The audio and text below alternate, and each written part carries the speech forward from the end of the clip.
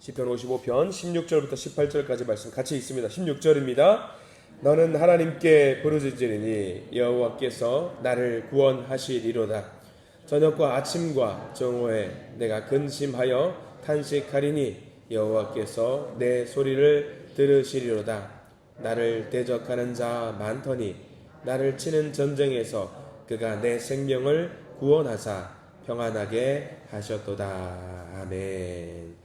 오늘 이 말씀 가운데 하나님의 크신 은혜가 있기를 간절히 기도합니다. 우리 기도하는 마음으로 고백합니다. 하나님의 은혜가 지금 저에게 임하기를 기도합니다. 아멘. 우리 옆 사람 축복하면서 하나님의 은혜가 지금 여러분에게 임하기를 기도합니다. 아멘. 하나님의 복된 은혜가 넘치길 간절히 소망합니다. 오늘 시편 55편 말씀 보게 됩니다. 시편 55편 말씀은요, 대표적인 비탄의 시입니다. 절망의 시라고도 이야기를 해요. 다윗이 살아가면서 힘든 일들이 많이 있었겠죠. 근데 그 힘든 일들을 다 생각하면서 마음을 모아서 이 시편 55편을 쓰고 있습니다. 세상이 마치 무너질 것과 같은 어떤 아픔이 담겨있는 시편이라고 할 수 있는데, 우리가 1절부터 쭉 보시면은요, 마음이 참 무너질 때가 많이 있어요. 내 이야기 같다라는 생각이 들 때가 있거든요. 그래서 우리가 사실 16편부터 18절까지 말씀을 읽었지만요, 이것은 오늘 핵심되는 말씀일 것이고요, 우리가 1절 말씀부터 함께 살펴봐야 됩니다. 우리 1절부터 한번 볼까요? 시편 55편 1절 말씀 읽어보겠습니다. 시작. 하나님이여 내 기도에 귀를 기울이시고 내가 간구할 때에 숨지 마소서. 제일 뒤에 숨지 마소서에다가 표시를 좀 해두시기 바랍니다. 다윗은요, 지금 하나님 말고는 누구도 자기를 도와줄 수 없다라고 고백하고 있어요. 누구도 자신을 도와줄 수 있는 사람은 없다, 누구도 나를 도와줄 수 있는 존재는 없다라고 하면서 하나님 앞에 나아가고 있습니다. 어쩌면은요, 이 새벽에 나와서 기도하시는 저와 여러분들 모두 비슷한 마음일 겁니다. 하나님 말고는 답이 없다, 하나님 말고는 내 소원, 내 바람에 응답해 주실 분이 아무도 없다라는 마음으로 아마 이 새벽에 기도의 자리에 나오신 줄 믿습니다. 조용한 시간 주님과 독대하는 거죠. 주님, 저 해결해 주세요. 주님 도와주세요. 주님 말고는 답이 없습니다. 그런 결단의 마음을 아마 하고 있는데, 다윗도 똑같은 마음일 겁니다. 어떤 상황인지는 우리가 정확하게 알 수는 없습니다. 다만 예측할 수 있는 것은요, 학자들은요 54편의 내용에 이어져 있는 그런 시편 55편이라고 이야기를 하는 경향들이 있습니다. 대충 예측이 할 수 있습니다. 어제 여러분들 기억하시겠지만 자기 동족을 구하러 갔다가 배신을 당하는 일이 있었습니다. 그일라라는 동네에 가서 블레셋으로부터 침공을 당했던 그 사람들을 도와주러 갔는데, 오히려 그 사람들이 사울에게 다윗이 여기 있다고 밀고를 했던 상황이 있지요. 그 상황이거나 또 하나는 다윗이 가장 힘들었던 상황이 하나 더 있을 겁니다. 뭐냐면 그의 사랑하는 아들 압살롬으로부터 배신을 당했던 상황, 그 두 상황 중에 하나였을 것이다 라고 이야기를 합니다. 도와줬는데 배신을 당했던 상황, 또는 사랑하는 아들에게 죽을 수밖에 없는 배신을 당했을 때에 어떤 마음일까? 누구도 이런 상황을 쉽게 경험하기가 어려울 겁니다. 세상이 무너진 것과 같은 그런 기분이 들겠지요. 그럼에도 불구하고 우리가 다윗을 믿음의 사람이라고 하는 이유, 하나님의 마음에 합한 사람이라고 하는 이유가 뭐냐면, 그런 위기의 상황, 고난의 상황, 어떤 그런 재난의 상황 때 다른 것을 의지하지 않고 하나님을 의지했다라는 것이 대단하다라고 생각을 하기 때문에 그를 정말 대단한 믿음의 사람이라고 우리는 고백을 합니다. 그래서 55편 1절 제일 뒤에 숨지 마소서라는 표현이 중요한 이유가 여기 있습니다. 숨지 마소서라고 하는 것은요, 여러분들 잘 생각해 보십시오. 그 존재, 하나님의 존재를 부정하는 게 아니에요. 숨바꼭질 놀이 하실 겁니다. 숨은 사람을 찾는 거잖아요. 숨은 사람을 찾는 놀이입니다. 숨은 사람을 찾는 것은요, 그 사람이 존재하지 않는 것이 아니라 숨어 있다라는 것을 말해요. 그 사람의 그 존재를 인정하는 거예요. 그 존재가 있다라고 하는 것을 인정하는 겁니다. 다만 숨은 거예요. 어딘가 있지만 숨어 있는 거예요. 다윗이 하나님을 생각하는 것이 그것입니다. 하나님 어딘가 숨어 계시는 거예요. 존재하지 않는 게 아니라 숨어 계시는 거예요. 세상 사람들은 말하잖아요. 고난에 처하면은요, 하나님은 존재하지 않는다고 말합니다. 하나님 믿는다는 사람이 고난에 빠지는 게 말이 되느냐라고 이야기를 해요. 하나님은 없다라고 말을 합니다. 근데 다윗은 그게 아니에요. 하나님이 안 계신다라고 하는 게 아니라 어딘가서 숨어 있다라고 이야기는 하는 거죠. 그래서 무너지지 않는 겁니다. 하나님은 분명히 자기를 드러내실 것이다. 하나님은 없다라고 소리 지르는 것이 아니라 하나님 제게서 숨지 말아 주십시오라고 고백하고 있는 겁니다. 기본적으로 그는요, 하나님이 계신다라고 하는 것을 인정하고 있는 겁니다. 그게 바로 중요한 표현입니다. 숨지 마소서. 시편을 읽을 때에 다윗의 이야기로 읽는 것이 아니라 나의 이야기로 읽어야 되는 이유가 바로 여기 있습니다. 우리도 마찬가지로 세상 속에서 힘들고 어려운 여건들 속에서 살고 있어요. 그러다 보면은요, 너무 견디기 힘들어서 하나님께 소리를 지르면서 그렇게 말할 겁니다. 하나님, 내게 이럴 수 있냐고, 내게 이러면 안 된다라고 이야기를 하시는 분들이 계실 겁니다. 근데 우리가 오늘 다윗의 고백을 잘 생각해야 됩니다. 하나님은 숨어 계시지 않고 결국에는 우리에게 자기의 모습을 드러내실 겁니다. 하나님의 때를 보고 계시는 거예요. 그래서 하나님은 변함없이 우리를 지켜보고 있다는 사실을 믿으셔야 합니다. 다윗이 지금 하나님을 믿고 숨지 마세요. 제게 왜 숨으십니까? 라고 지금 하나님 앞에 자기의 아픔을 토로하고 있어요. 더 나아가 볼까요? 우리 6절과 7절 말씀을 함께 보겠습니다. 6절과 7절 말씀 같이 읽어봅니다. 시작. 나는 말하기를 만일 내게 비둘기같이 날개가 있다면 날아가서 편히 쉬리로다. 내가 멀리 날아가서 광야에 머무르리로다 라고 이야기하고 있어요. 날개가 있다면 어떤 고난과 아픔 가운데 피할 수 있다면 멀리 날아가서 그 위협이 없는 곳에서 편히 쉴 텐데 그렇게 하지 못하는구나 라고 고백하고 있는 거죠. 날아가지 못하기 때문에 지금 무엇을 하겠다라는 이야기입니까? 내가 날개가 없기 때문에 포기하겠다라는 이야기가 아닙니다. 날개가 없기 때문에 뭘 하겠다? 하나님을 의지하겠다라는 고백입니다. 하나님만 의지하겠다. 하나님께 맡기겠다. 하나님의 뜻에 맞춰서 살겠다라는 고백이 6절과 7절의 이야기입니다. 더 큰 소리로 하나님을 찾겠다라는 이야기입니다. 자, 그래서 더 큰 소리로 하나님을 찾겠다라는 이야기가 이제 오늘 우리가 읽은 본문에 나와 있는 이야기입니다. 16절 말씀 우리가 읽은 본문인데요. 다시 한번 16절 말씀 읽어보겠습니다. 시작. 나는 하나님께 부르짖으리니 여호와께서 나를 구원하시리로다. 아멘. 이 말씀을 우리의 삶의 고백으로, 우리의 믿음의 고백으로 하나님께 올리시기 바랍니다. 나는 하나님께 부르짖으리니 여호와께서 나를 구원하시리로다. 하나님을 찾으십시오. 다윗이 하나님을 찾았던 것처럼 우리가 목소리 높여서 주여 하면서 주님을 찾으시기 바랍니다. 숨어 계신 하나님을 부르시고요. 하나님이 더 숨지 않으시도록 하나님을 찾으시기 바랍니다. 숨바꼭질 할 때 언제 이제 숨어 있는 사람이 나타나는 줄 아시지요? 나 더 못 찾겠다.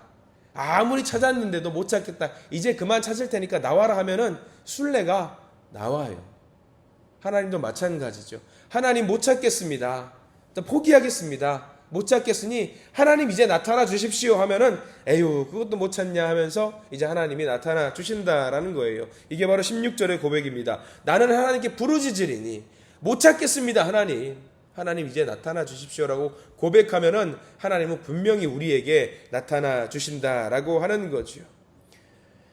사망과 공포와 낭망의 순간에 내가 어떤 방법을 찾는 것이 아니라 내 어떤 수단과 수작을 찾는 것이 아니라 하나님을 찾아야 된다라는 거죠. 가장 좋은 것은 하나님께 부르짖는 겁니다. 바로 그 일을 먼저 하시는 저와 여러분들 되시기를 간절히 소망합니다. 다윗은 결단했습니다. 마음을 먹었습니다. 그리고 마음을 먹는 것에서 그치는 것이 아니었어요. 16절에 보면은요, 나는 하나님께 부르짖으리니 이 말은 결단을 하는 거거든요. 나 이제 하나님 부르짖겠습니다. 그리고 스스로 고백하는 것에서 끝나는 것이 아니라 실천으로 옮겼습니다. 어떻게 했냐면요, 17절 말씀. 실질적으로 다윗이 무엇을 했느냐? 17절 말씀 볼까요? 같이 읽어봅니다. 저녁과 아침과 정오에 내가 근심하여 탄식하리니 여호와께서 내 소리를 들으시리로다. 탄식하리니 윗줄 그으시고요. 기도했다라는 이야기입니다. 기도했다. 특별히 시간을 정했던 것 같아요. 다윗은 아무리 어려운 일이 있더라도 아무리 힘든 상황이 있더라도 17절 말씀 저녁과 아침과 정오에 무조건 하나님께 기도했다라는 이야기예요. 힘든 상황 속에서 기도했다라는 이야기죠. 우리도 이렇게 기도하지 않습니까? 하루 3번은 적어도 기도하잖아요. 식사 시간에 기도하잖아요. 그러나 식사 시간을 넘어서 그 외의 시간, 별도의 시간을 반드시 정해놓고 기도를 했던 다윗이었다라는 이야기죠. 여러분도 이렇게 시간을 정해놓고 기도하시기 바랍니다. 이게 행동으로 옮겼던 다윗의 모습이거든요. 적어도 하루 3번은, 아무리 못해도 3번은 하나님과 만나는 시간을 갖겠다, 하나님께 부르짖는 시간을 갖겠다, 이겁니다. 이 탄식이 기도라고 말씀을 드렸습니다. 성경에 보면은요, 이렇게 시간을 정해놓고 기도했던 사람들이 굉장히 많이 있습니다. 여러분들이 알고 있는 사람 누가 있을까요? 제일 먼저 떠올라야 되는 사람이 아마 다니엘을 떠올려야 될 겁니다. 다니엘은 포로 생활을 하면서 어떤 적국에 있으면서도 하루 3번 정해놓고 시간을 반드시 기도를 했던 다니엘의 모습들. 그러나 기도를 못하게 막았던 적들이 있었지요. 심지어 다니엘을 죽이려고 계략을 짰던 사람들이 있었습니다. 그러나 다니엘은 굴하지 않고 생명을 걸고 3번 기도를 했던 모습들, 우리는 성경을 통해서 보게 됩니다. 또 신약으로 넘어오면은요, 베드로와 요한 사도들도 시간을 정해서 반드시 기도를 했습니다. 그래서 성전에 올라가서 반드시 하루에 3번 기도를 했습니다. 특별히 베드로와 요한 같은 사람은요, 어느 날 정한 시간에 기도하러 갈 때에 성전 미문이라는 곳에서 안진뱅이, 나면서부터 안진뱅이를 만납니다. 그리고 기도하러 가는 그 시간에 그 성전 미문에 앉아 있는 안진뱅이를 통해서 하나님께서 베풀어 주시는 놀라운 기적을 펼치지요. 베드로와 요한이 고백했던 말이 있습니다. 내게 은과 금은 없지만 내가 가진 것을 나누어 주노니 나사렛 예수의 이름으로 명하노라, 일어나라. 언제 그 기적이 일어나는 줄 여러분들 기억하십시오. 기도하러 갈 때에 그 기적이 일어났던 겁니다. 기도가 그만큼 중요한 겁니다. 기도가 중요한 거예요. 내가 무언가 할 수 있어서 내 힘을 보여주는 것이 아니라 내가 겸손히 무릎 꿇고 하나님, 저는 할 수 없으니까 그만 숨어 계세요, 보여주세요, 이렇게 기도할 때에 하나님의 기적이, 하나님의 일이 벌어지더라는 것.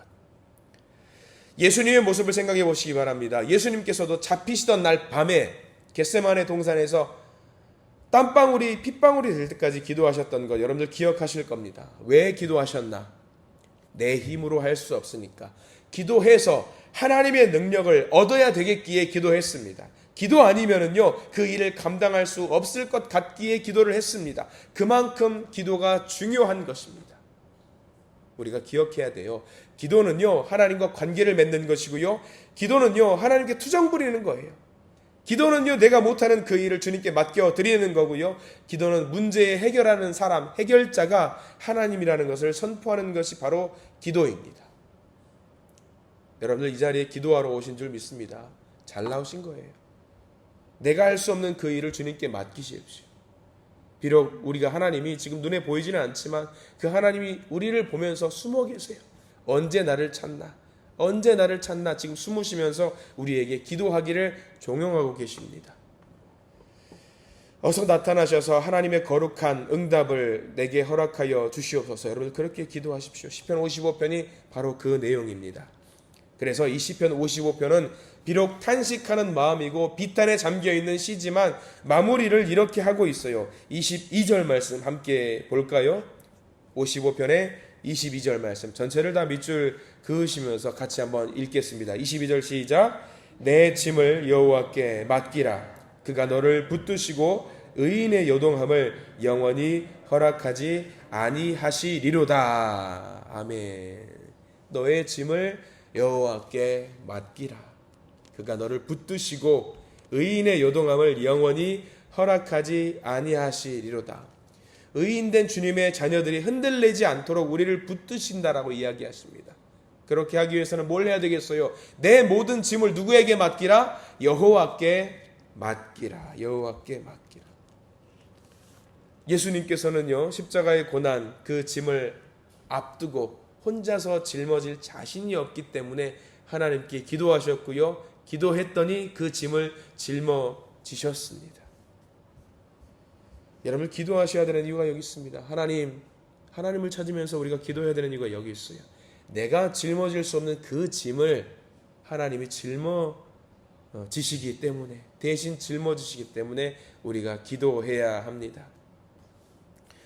우리는 갖가지 생각을 많이 해요. 그래서 이게 좋을까? 또는 저게 좋을까? 아니 이때는 이게 좋을 것 같은데 막 여러 가지 생각을 하실 겁니다.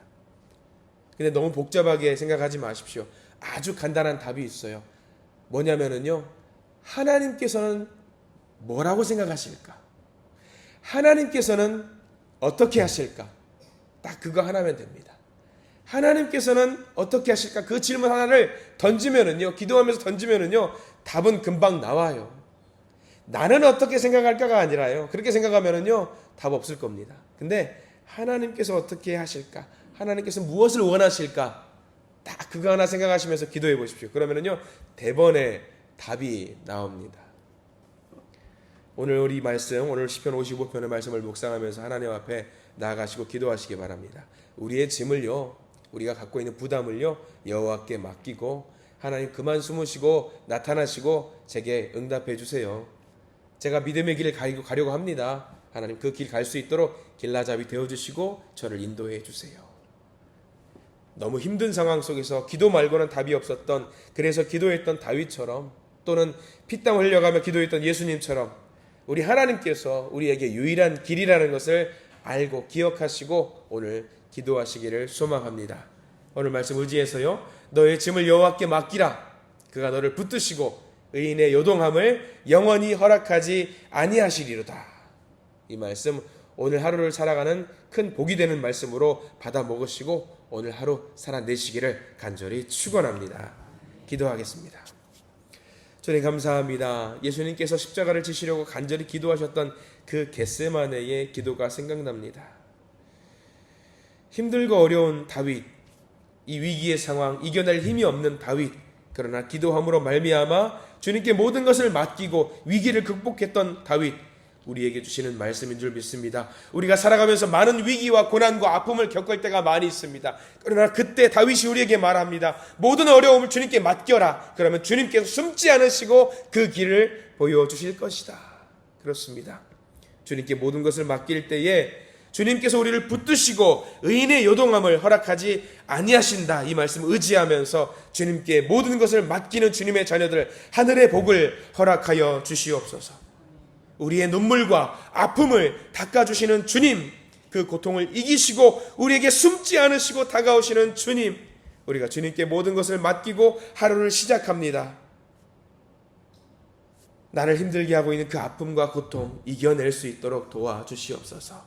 허락하실 하나님의 위대하신 뜻과 계획을 믿고 하늘의 상급을 바라보며 간절히 기도하는 마음으로 이 시간 기도하오니 우리의 기도에 응답하여 주시옵소서. 예수 그리스도 이름으로 간절히 기도드립니다.